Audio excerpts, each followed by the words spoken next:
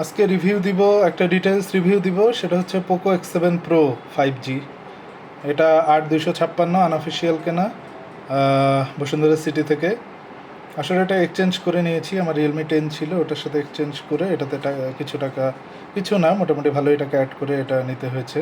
তো এটা হচ্ছে পোকো X7 Pro 5G, খুব হাইপড একটা ফোন। কারণ পোকো সিরিজ যারা ব্যবহার করে তারা কিন্তু পোকো ফোনগুলোর পরে ভক্ত হয়ে যায়। তো পোকো X3 পর্যন্ত ওরা ভালো ফোন বের করেছিল, পোকো F1 F2 F3, তারপর থেকে কিন্তু পোকো মানে দাম, প্রোডাক্টের ওদের মডেলগুলোর দামও বাড়িয়ে দিয়েছে, আবার হচ্ছে স্পেসিফিকেশন ওয়াইজ সব কিছু ম্যাচও করছে না। যেমন এটাতে দেখেন মিডিয়াটেক 8400 আলট্রা প্রসেসর, যেটা একদম নতুন প্রসেসর ব্যবহার করা হয়েছে, বলা হয়েছে এটা অনেক ভালো পারফরমেন্স দিবে। তারপরে এই যে ডিসপ্লে 1.5K, এটা তো সব ফোনেই থাকে। তারপরে ফ্ল্যাগশিপ IP68 প্রোটেকশন বা 69 প্রোটেকশন বলা হয়েছিল, ইন্ডিয়ান ভার্সনে 69 পর্যন্ত থাকবে, কিন্তু বক্সে আবার লেখা 68 প্রোটেকশন দেওয়া। আর সামনে cornea gorilla glass 7i Victus হলে ভালো হতো। তো প্রাইস ওরা কমানোর চেষ্টা করেছে আর কি।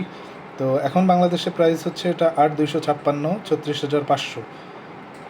আর 12,256 আছে, প্রায় 39,500 বা 40,000 টাকা। তো এই দামে আপনি এই ফোন কিনবেন কি কিনবেন না, কারণ পোকো ফোনগুলা তো স্পেসিফিকেশান অনেক ওরা ভালো দেয়। তো ওরা প্রথমে মিডিয়াটেকের যেটা প্রসেসর দিয়েছে, আসলে ওই অনুযায়ী আমি পারফরমেন্স পাচ্ছি না ভালো মতো। কারণ মিডিয়াটেকের দুর্নাম, ওরা কিন্তু পারফরমেন্স ভালো করে না, কিন্তু মিডিয়াটেককে ওরা অনেক এখানে অনেক আসলে মানে অনেক ফোকাস করেছে যে না, এটা খুব, এটা প্রসেস মানে এটা পারফরমেন্স অনেক ভালো হবে। এটা দেখাই আপনাদের। এটা প্রথমে দেখেন এটার ইন ডিসপ্লে ফিঙ্গারপ্রিন্টটা কেমন ফাস্ট, অত কিন্তু ফাস্ট না, এটা আরও ফাস্ট হয়। অন্য ফোন আমার নোট 13 Pro Plus আরও অনেক ফাস্ট, এখানে ফাস্ট কম। তো যাই হোক, এটা দেখাই, এটা আপনাদের দেখাচ্ছি কারণ অনেকে নিবে ফোনটার। তো এটা প্রথমে আউট অফ দ্য বক্স এটাতে আমি দেখাই, এই যে দেখেন অ্যান্ড্রয়েড ভার্সন 15 মানে হাইপার ওএস দিয়ে অ্যান্ড্রয়েড 15 দিয়ে দিছে এরা। তারপরে ফোনের ডিটেল ইনফরমেশন স্পেসিফিকেশান এখানে আবার বক্সের সাথে ম্যাচিং করলে পাওয়া যাবে। সেটা হচ্ছে 8GB র্যাম আর হচ্ছে 256GB রোম, ঠিক আছে। তো এই যে রোম হচ্ছে 256GB। তো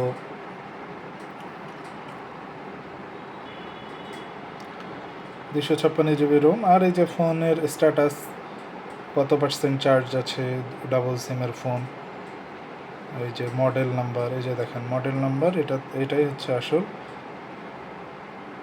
মডেল নাম্বার।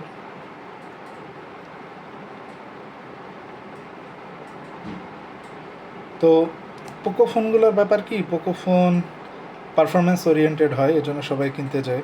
তো পোকো ফোনটায় তো এই যে ডুয়াল ক্যামেরা সেট আপ, মানে এটা হচ্ছে কোনো টেলিফটো ম্যাক্রো এগুলো কোনো কিছু দেয়া নেই ফোনটায়, কিন্তু এই যে 3.5mm জ্যাকও মিসিং। এটাতে কিন্তু 3.5mm জ্যাক, যেটা অডিও জ্যাক, এটা হেডফোনে ব্যবহার করে সবাই, এটা মিসিং। আর এই যে এখানে যেগুলো দেওয়া সেন্সর। তো ফোনটার আসলে ক্যামেরা নিয়ে একটু কথা বলি। ক্যামেরা আমার কাছে ভেরি এভারেজ। এই যে দেখেন এই ফোনটার সাথে কিন্তু 90 ওয়াটের চার্জার দিবে। 90 ওয়াটের চার্জার দিয়ে ফোনটা কিন্তু মোটামুটি 1 ঘন্টার বেশি লাগে। আরেকটা জিনিস বলে নেই, ফোনটার কিন্তু ব্যাটারিটা হচ্ছে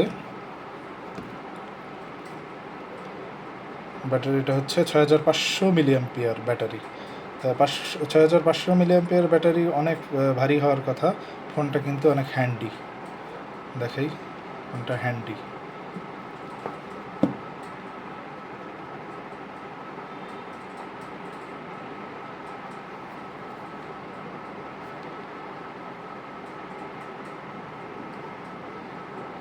ফোনটা মনে হবে না যে অতটা ভারী। তো 90 ওয়াট দিয়ে চার্জ দিতে প্রায় 1 ঘন্টার বেশি সময় লাগে। চার্জিং মোটামুটি স্লো। আমি যদি নোট 13 Pro Plus 120 ওয়াটেরটার সাথে কম্পেয়ার করি, ওটার সাথে এটা চার্জিং স্পিড স্লো। আর ক্যামেরা আমি একটু দেখাই ক্যামেরার যেটা ব্যাপার, এটা দেখেন, এটা ছবি তুললাম,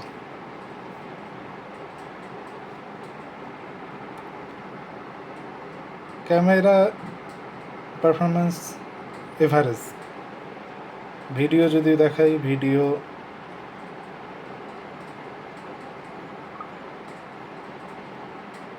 ভিডিও 4K রেজুলেশন শ্যুট করা যাবে, বাট 4K 60 FPS পর্যন্ত 30ও হয়, 24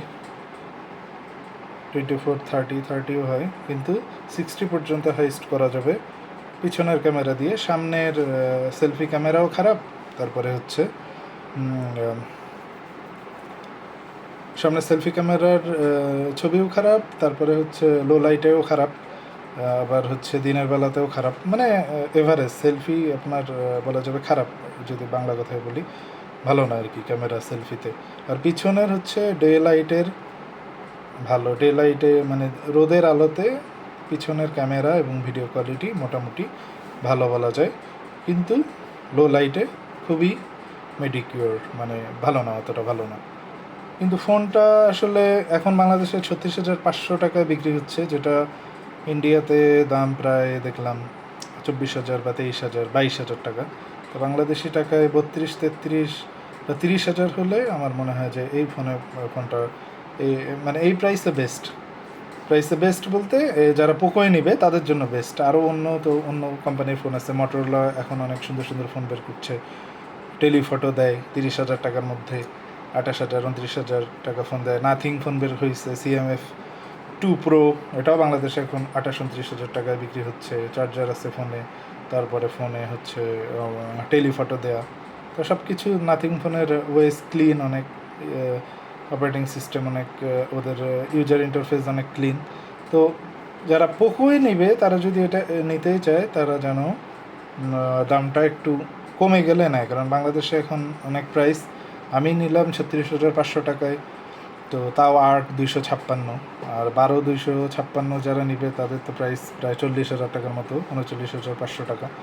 তো এই এত দাম দিয়ে পোকো ফোন, এই ফোন আসলে কেনার যুক্তি নেই। আমি প্রথমে যদি এটা বলি, কি মানে এটাতে আসলে নতুন কি দিল? নতুন এরা দিল ব্যাটারিটা 6,500 mAh, আর বললো মিডিয়াটেক ডায়মেনসিটি অনেক ফাস্ট, কিন্তু মিডিয়াটেক ডায়মেনসিটি কিন্তু ভাই ভালো পেলাম না। পারফরমেন্স ভালো, মানে পারফরমেন্স ফাস্ট, কিন্তু যেভাবে এটাকে হাইপ করা খুবই শক্তিশালী, কিন্তু অতটা শক্তিশালী কিন্তু না। এটা আপনার কে মানুক আর না মানুক, যারা চালাবে তারা আমার সাথে যেন চ্যালেঞ্জ করে যে ভাই খুবই ভালো। আমি এটাকে বলছি ভালো, কিন্তু যেভাবে বলছে খুবই ভালো, খুবই পারফরমেন্স ভালো, অতটা পারফরমেন্স ভালো না। তারপরে এটাতে নতুন কি দিল? নতুন হচ্ছে IP68 69, এখানে বক্সে আবার লেখা শুধু 68। তো এটা একটা কোশ্চেন আমার, বক্সে শুধু 69 কেন? জিএসএম এরিনায় দেওয়া 69ও দেওয়া, মানে 2 মিটার পর্যন্ত এটাতে পানিতে ডুবে গেলে এটা কিন্তু কোনো সমস্যা হওয়ার কথা না, কিন্তু এখানে বক্সে লেখা 68। আর ইন্ডিয়ান ভার্সন,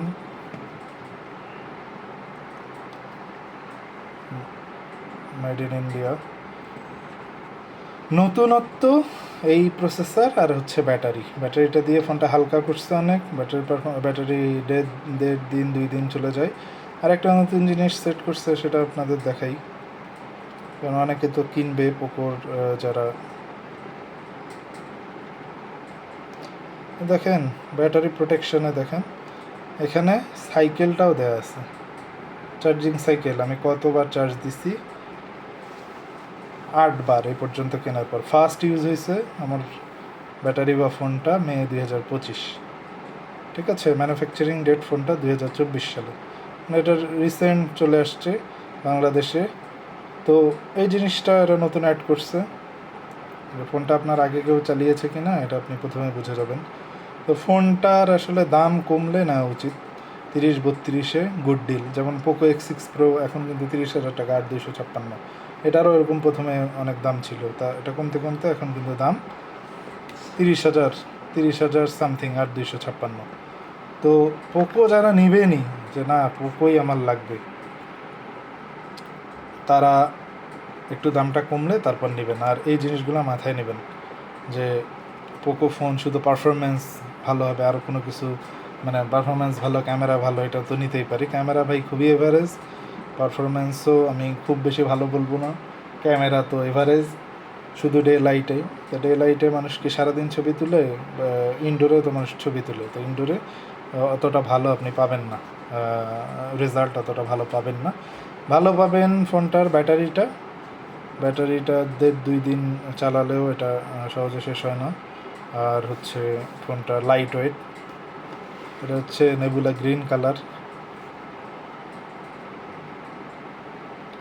কিন্তু ফিলিংটা যদি বলেন, আমি তো নোট 13 প্রো প্লাস চালিয়েছি, তো নোট 13 প্রো প্লাসের সাথে যদি এটা হ্যান্ড ফিল বলি যে ভাই এটার সাথে ফিলটা কেমন, নোট 13 প্রো প্লাস এখন 12,256, 33-34 হাজার টাকা মাত্র।